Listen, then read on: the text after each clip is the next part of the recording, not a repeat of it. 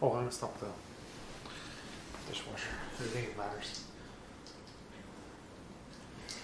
All right, let's try it. It's like a casual conversation.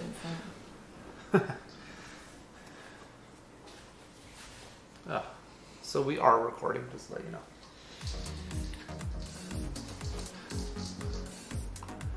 We're recording. What do we do? Hi there, it's David Cinelli. Yeah, it's your show. I'm a realtor with Royal LePage Signature. Today with me is my lovely wife, Natalie. Hi. It's been that kind of day. Because today is... Stager's Corner. Well, it's actually Wednesday, but yes, Yeah. Stager's Corner, yes. We're obviously a little tired. We're having our coffees.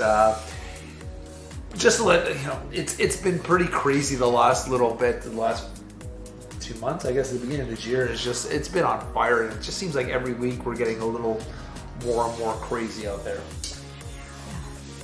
Understatement. Yeah. That's why we're having coffee again. Anyway. So this market is, so don't mind our kids, you can probably see them running around and Kids, cats. Yeah, that's all of it. Anyway, so in this type of market, we notice people always assume that, and most houses are selling, and condos actually too, are selling fairly quickly. I do notice there are some properties which aren't selling, and well, what kind of a factor does staging have to play? Do people need to stage properties in this type of market where things are usually selling pretty fast unless they are overpriced? Sorry, I didn't finish that sentence. The only type of houses I'm really seeing on this market that aren't really selling is when the prices aren't priced properly. They're not priced competitively to get a bidding war, or they just throw them out there pricing so high. If somebody gives me this, I'll take it. Yeah. So in a market where people are priced correctly, how much of a role does staging the home play? Does it really matter in this type of market? It's a pretty loaded question. So, staging in general, it may not be the make or break of if your home is going to sell, but how much it's going to sell for, and how many people are going to come to the table, how many people are going to fall in love with your property. So, in this type of market, in any type of market, no, you don't need to stage. But do you want to have people fall in love with your home when you walk in? 100% you do. Do you want more than one person to come to the table because they love your home? Yeah, of course. That's how you get the highest price. So to kind of circle it back, no, you never need to stage. But is it a good idea to get the most money? Yeah, probably. Yeah, there was that one stat which I quoted, which I hope they would have done more studies, but there was a study done in 2018, and I don't know how often they do these studies, but this study really hit home, and it's when I bring it to my listing appointment, the reason why I bring Natalie as part of my team is that they did a study of over 4,200 homes, and over 85% of the staged homes sold between 6 to 25% higher than their unstaged homes.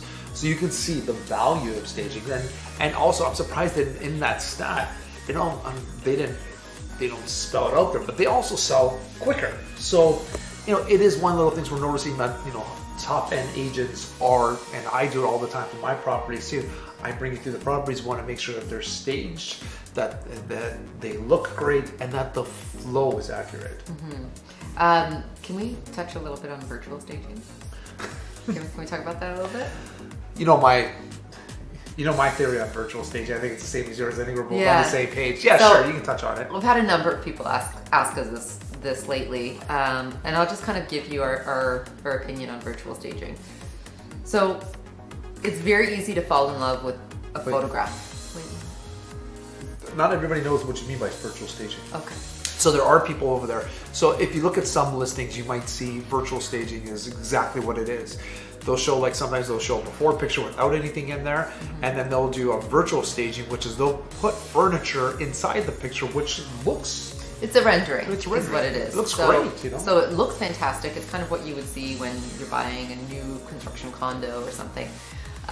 So the pictures look fantastic, but you don't want to disappoint people when they walk in.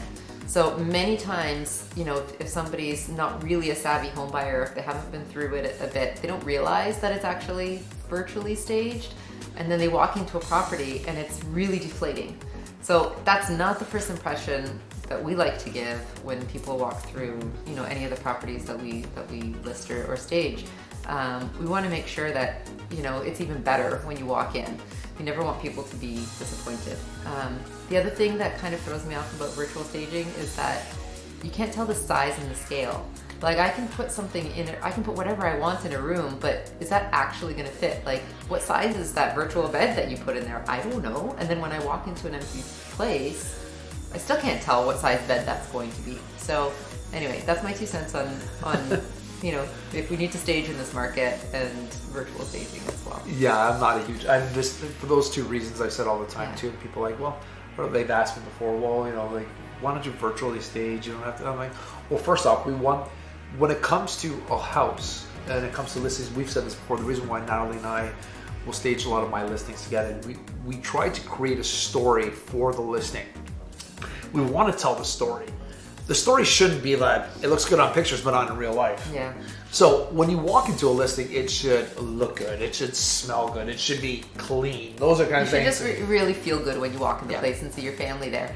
And it's really difficult to do, especially if after you see it online and then you kind of walk in, you're like, oh, all right. Yeah. And a lot of times we've talked about it too. The reason why we do stage is to take the thought process out for most buyers. We were in a couple of listings with my clients the other day. Hopefully I didn't muffle that. Sorry. We were trying to figure out where things went. It was a bad staging job, and I don't want to not throw anybody under the bus, but it was a bad staging job because they put the couch in the wrong position. And my client was just like, well, why would they just put set up like for like a TV or a entertainment area?